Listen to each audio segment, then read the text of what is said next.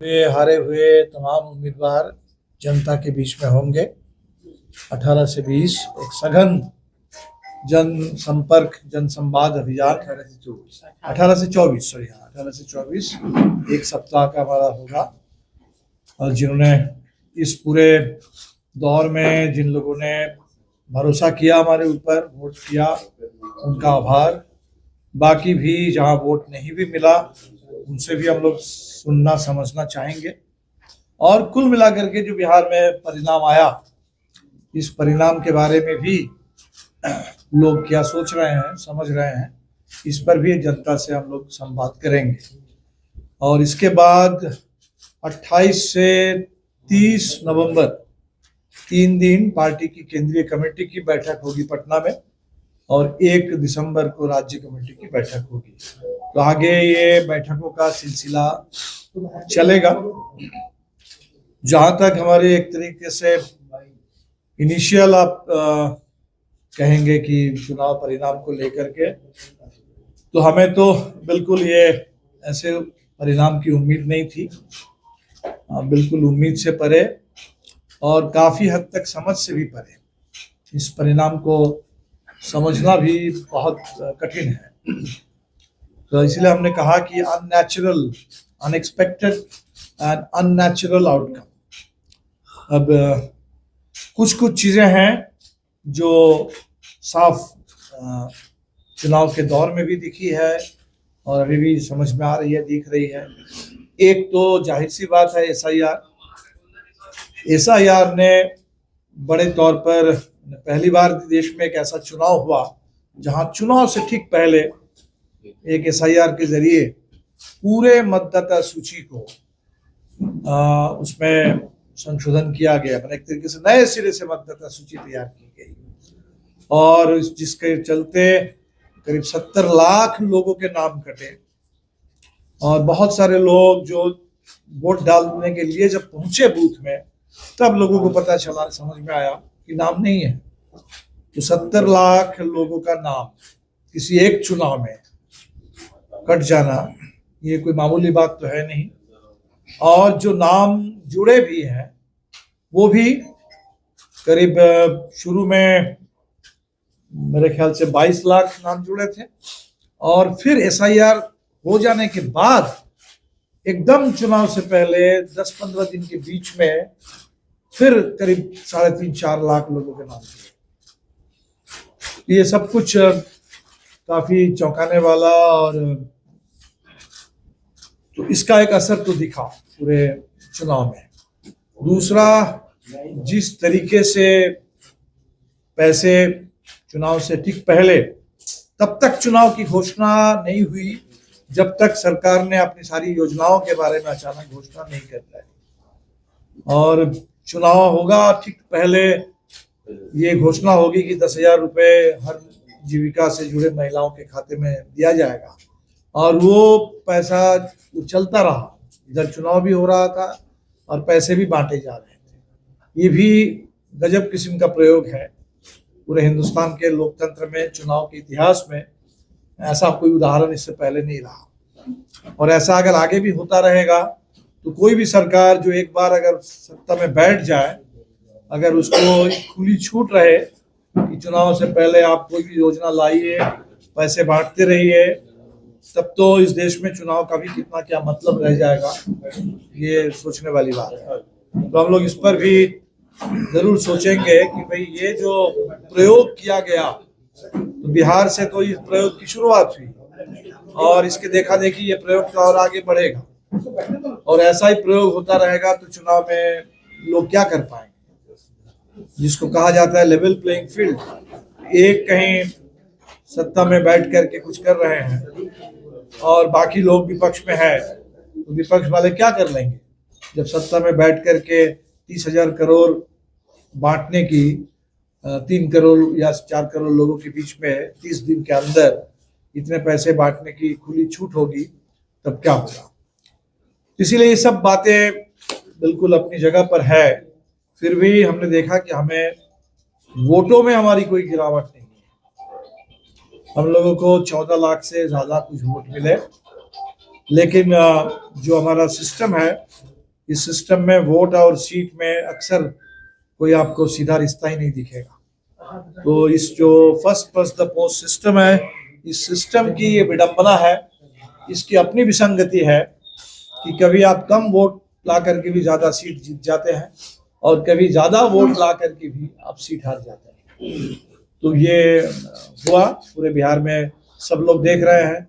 राष्ट्रीय जनता दल के पास सबसे ज्यादा वोट शेयर है 23%, लेकिन सीटें हैं सिर्फ 25, और हमारे पास भी 3% करीब वोट है, लेकिन सीट जो है वो 10%, एक तरीके से बहुत कम सीट हमको मिली। मैंने 243 में 2, मतलब उसको कितना कहेंगे, 1% से भी कम, 2.4 1% होता है। तो हमें 3% वोट है और 1% के इर्द गिर्द सीट है। ये जो वोट और सीट में कोई करस्पॉन्डेंस तो नहीं है, ये तो पूरे सिस्टम में ही नहीं है। जो ओवरऑल चुनाव परिणाम, हमने इसीलिए इसको अननेचुरल कहा कि जो हम लोग देख रहे थे चुनाव के दौर में भी या चुनाव से पहले, उससे कहीं ये मेल नहीं खाता। फर्क इतना है कि 2010 में ये गठबंधन नहीं था जो इस बार था। उस बार राजद अलग, कांग्रेस अलग, माले अलग, हम लोग अलग लड़ रहे थे। लेकिन वो जो दौर था वो नीतीश कुमार जी के उभार का दौर था, और उभार के दौर में जो 200 पार का आंकड़ा था, वो अभी बिल्कुल किसी तरह लुढ़कती हुई एक सरकार, किसी तरह संभलते हुए ऐसी एक सरकार को जाते जाते इतना बहुमत मिला, ये तो इसीलिए हमने कहा कि समझ से परे है। और ये शोध का विषय है, शोध का विषय है, और हम लोग भी अपने, आप लोग भी करेंगे, हम लोग भी अपने स्तर पर निश्चित तौर पर इस पर करेंगे। लेकिन एक बात जरूर है, 14 लाख लोग जिन्होंने इस पूरे दौर में वोट दिया है माले को, निश्चित तौर पर उनके प्रति आभार। और मैं समझता हूं कि इस पूरे दौर में 14 लाख में 7 लाख महिलाओं ने भी वोट डाला होगा हमारे लिए। तो निश्चित तौर पर जहां 10,000 रुपये और इतने सारे पैसे, उसका इतना दबाव, SIR का इतना दबाव, ये सारे दबाव को ठुकराते हुए जिन लोगों ने माले पर भरोसा जताया, निश्चित तौर पर उनके लिए हम उनके प्रति शुक्रगुजार हैं और उनको सलाम करते हैं। पूरे इंडिया गठबंधन के साथ जो लोग खड़े रहे, उन सबके लिए हमारे सहयोगी दल, उनके तमाम कार्यकर्ता, नेता, जिन लोगों ने भी इस पूरे चुनाव अभियान में सक्रिय हिस्सा लिया, सबके लिए हम शुक्रिया अदा करेंगे। उन सबका आभार और जनता का भी आभार। आगे इस एबनॉर्मल मैंडेट के बाद, एबनॉर्मल मैंडेट क्या कहा जाए, आउटकम चुनाव का, इसके बाद हमें पता है कि वो सारे मुद्दे, जिन मुद्दों पर हमने चुनाव लड़ा, वो हमारे कोई अलग मुद्दे नहीं थे, वो बिहार के मुद्दे हैं, बिहार के लोगों के मुद्दे हैं। नौजवानों के रोजगार का सवाल हो, जमीन का सवाल हो, आवास का सवाल हो, शिक्षा का सवाल हो, स्वास्थ्य का सवाल हो, सुरक्षित रोजगार, सम्मानजनक जीने लायक वेतन, पूरे बिहार में बढ़े हुए दलित उत्पीड़न, महिलाओं के ऊपर होने वाली हिंसा, यहाँ अल्पसंख्यक समुदाय के ऊपर बढ़ रहे हमले, ये तमाम जो बिहार की स्थिति है, इस पर हम लोग तो आंदोलन की पार्टी है, न्याय की पार्टी है, हर अत्याचार के खिलाफ, अन्याय के खिलाफ लड़ने वाली पार्टी है। तो पार्टी बिल्कुल अपने पूरी विरासत को लेकर के हम लोग इसी दिशा में आगे बढ़ते रहेंगे। और इंडिया गठबंधन, हमें लगता है कि इस चुनाव में जरूर एक जो जिस तरीके का सेटबैक मिला, तो बावजूद इसके पूरे देश की नज़र थी बिहार पर, लोग काफ़ी दुखी हैं बिहार के इस चुनाव परिणाम से, लेकिन चिंतित भी है और इससे सजगता भी बढ़ी है। अभी हमको लगातार तमिलनाडु से, बंगाल से लोग फ़ोन कर रहे हैं कि भाई वहाँ भी तो अब SIR आने वाला है, तो SIR के खिलाफ हम लोग भी लड़ेंगे। और आप लोगों से भी समझना चाहते हैं कि कैसे बिहार में SIR का मुकाबला किया। तो ये पूरा एजेंडा मेरे ख्याल से देश का एजेंडा बनते जा रहा है, बनेगा। SIR हो, ये इतने बड़े पैमाने पर कैश ट्रांसफर हो, या पूरे देश में ये जो विपक्ष रहित एक लोकतंत्र बनाने की कोशिश कि कोई एक पार्टी का चले, कोई एक ही राज चले पूरे देश में। ये इस देश में लोकतंत्र की पूरी प्राण शक्ति है, पूरी जीवंतता है, उसको कैद कर लेने की, उसको खत्म कर देने की जो पूरी कोशिश है, इससे तो चिंता बढ़ी है देश में। और हम उम्मीद करते हैं जो चिंता है उसी से रास्ता भी निकलेगा।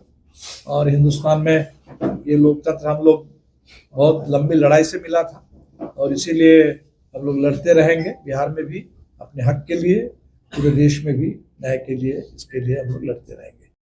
घोषित किया जिसके कारण आप लोग का ये हाल हुआ? नहीं, हम ये सब नहीं कहेंगे। अब ये जरूर है, कुछ लोग कहेंगे कि आपने देर से किया, कुछ लोग कहेंगे कि आपने एक डिप्टी सीएम का क्या किया, कुछ और करते, बात करने वाली बात भी थी। ये सब बातें हैं अपनी जगह पर। नहीं, ये सब बातें हैं, लेकिन इससे एक ही जगह दो कैंडिडेट उतारने की बात नहीं, ये निश्चित तौर पर कुछ सीटों पर जो फ्रेंडली फाइट रह गया, ये सबसे थोड़ा नुकसान हुआ। लेकिन हमें लगता है कि पूरे चुनाव की व्याख्या हम ये छोटी छोटी गलतियों से नहीं कर सकते। कुल मिलाकर के जो हम 5%, अभी 10% वोट से पीछे हैं, तो उसकी व्याख्या हम इनका कमजोरी, निश्चित तौर पर कमजोरी है हमारे पूरे, या आप कहेंगे कि जो अभियान चला वोटर अधिकार यात्रा, उसमें जो जबरदस्त उस समय माहौल बना था, उसके बाद उस माहौल को हम लोग मेंटेन नहीं कर पाए, तो उसमें कोई गैप दिखा, मोमेंटम कहीं हो चुका। वो सब बात अपनी जगह पर है और उस पर हम सब लोग जिम्मेदार हैं। हम सब लोग जिम्मेदार हैं, हम सब लोग अपने स्तर पर समीक्षा करेंगे, सभी पार्टियां समीक्षा करेंगी। लेकिन हमें लगता है कि बिहार के लिए सोचने वाली बात है।